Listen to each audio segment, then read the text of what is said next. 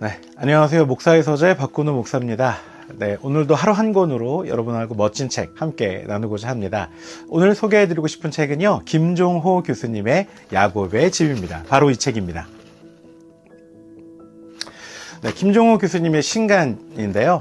야곱의 일생을 통한 우리의 현실적인 삶들, 또 우리 일상들을 엿볼 수 있는 여러 가지 탁월한 시선과 시각을 가진 책이라고 할 수 있습니다. 특별히 야곱의 삶을 7가지 키워드로 풀어내면서 상투적이고 그동안 획일되었던 야곱에 대한 메시지들을 이제는 좀 다른 시각으로 더 깊이 또 넓게 보는 그런 책이라고 할 수 있습니다. 7가지 키워드는요, 탄생, 사랑, 결혼, 갈등, 노동, 신앙, 죽음입니다. 야곱의 일생을 대변할 수 있는 어떤 7가지 키워드인데요. 야곱뿐만 아니라 주변인들에 대한 생각들, 그들의 시선들, 그들의 마음도 엿볼 수 있는 그런 시간이 되어서 책을 읽으면서 굉장히 유익했습니다. 성서 속의 인물에 대한 우린 이런 통찰과 시각들은 그동안에 우리가 들었던 메시지들을 통해서 매우 좀 편협했던 것 같습니다. 그런데 김종호 교수님의 야곱의 집을 읽으면서 그 주변 인물들에 대한 마음, 또 그들의 시각들, 그들의 생각들을 조금 더 알 수 있어서 구약에 대한, 또 특별히 이 야곱이 나오는 이 부분, 창세기 부분에 대해서 굉장히 그 해석에 대한 스펙트럼이 넓어지고, 또 메시지를 전할 때 정말 성경에서 의도하고자 하는 것, 하나님께서 원하시는 그 메시지가 무엇인지 조금 더 제대로 알 수 있는 그런 시간이 되었던 것 같습니다. 특별히 이 책은 딸에게 들려주고 싶은 인생 이야기로 시작한 책이라고 또 김종호 교수님이 써놓으셨더라고요. 자녀에게 이런 이야기를 해주고 싶다? 굉장히 아버지의 마음이 느껴지는 책이었습니다. 짧게나마 7가지 키워드를 잠깐 소개해 보자면 이러합니다. 첫 번째, 탄생인데요.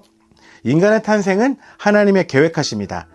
탄생에 대한 숭고함과 또 인간의 위계 질서를 뛰어넘는 하나님의 계획하심이 있다. 이런 이야기를 중심으로 탄생에 대한 키워드를 풀어가셨는데요.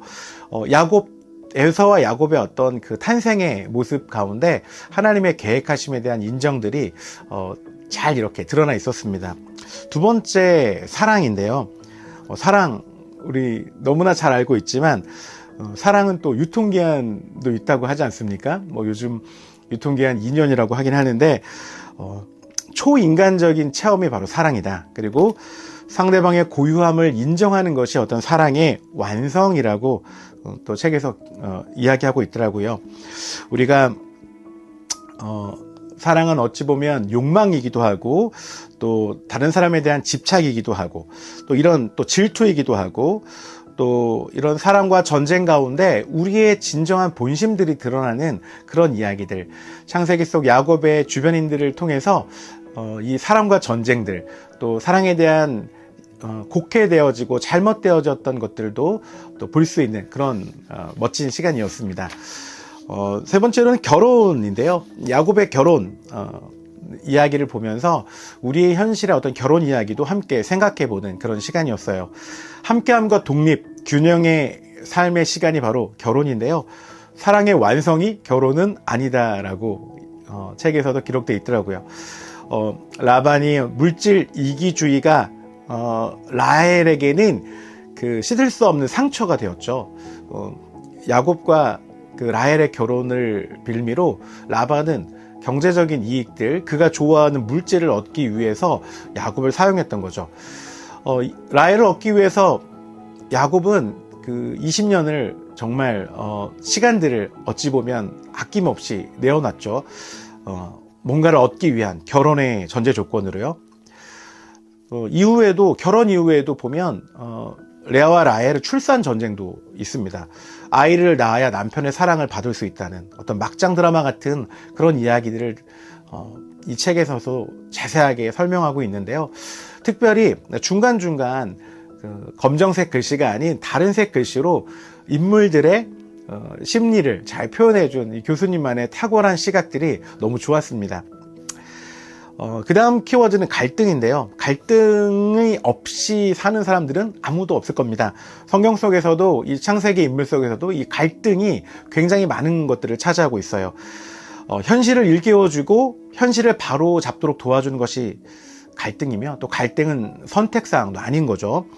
남녀의 결혼의 의미가 다른 것 아시죠? 에서의 입장, 또 레아와 라헬의 입장들, 각각의 입장들이 갈등으로 다가오는 것들을 알 수 있습니다. 특별히 그 편애 부분에서는 저도 좀 많이 느꼈습니다. 저도 아들이 3명인데요.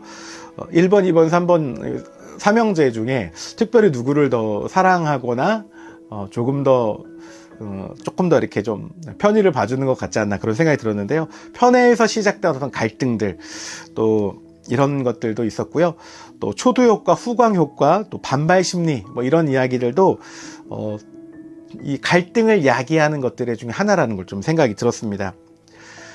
책에 이런 문구가 있어서 좀 적어봤습니다. 사랑과 증오가 싸우면 늘 증오가 승리하듯. 왜 증오가 승리하는 것처럼 보이냐면, 증오는 전염성이 강해서 널리 퍼지고, 사랑은 자랑치 않은 속성으로 인해 잘 드러나지 않는다. 우리의 모든 갈등들이 여기에 있는 것 같습니다. 인간은 타인과의 관계 속에서 사회적 과제를 해결하기 위해서 또 갈등과 성장을 반복한다고 합니다. 성장을 위한 갈등은 필연적인 하나, 또 갈등이 모두 다 성장으로 또 이루어지지는 않는다고 합니다. 모든 이가 갈등을 이기고 또 성장하는 것은 아니기에 우리에게 아픔이 있는 것 같습니다. 그 다음 키워드는요, 노동입니다. 갈등 이후에 노동. 여러분, 노동도 기도라고, 그 대천적 신부님이 계신 예수원에 가면 기도가 노동이다, 또 노동이 바로 기도다라고 그런 글귀를 본 적이 있습니다. 저도 직접 가서 예수원에서 잠시 있었던 기억이 있는데요. 야곱의 일, 야곱이 라헬을 하기 위한 모든 투쟁이 바로 그 노동이었습니다. 가치 있는 일, 위대한 일에 대한 노동들에 대한 우리 생각들 많이 있죠. 지금 여러 가지 노동에 관한 생각들, 또 목회자들에서도 이 이중직 이야기를 하면서 노동에 관한 이야기를 빼놓을 수 없는데요. 이 책 야곱의 집, 이 책을 보시면서 노동에 대한 생각들도 다시 한번 정립해 보시면 좋을 것 같습니다. 그리고 신앙. 신앙 어떤 겁니까? 당신의 신앙생활은 어떻습니까? 점수로 매겨보기도 쉽지 않을 텐데요.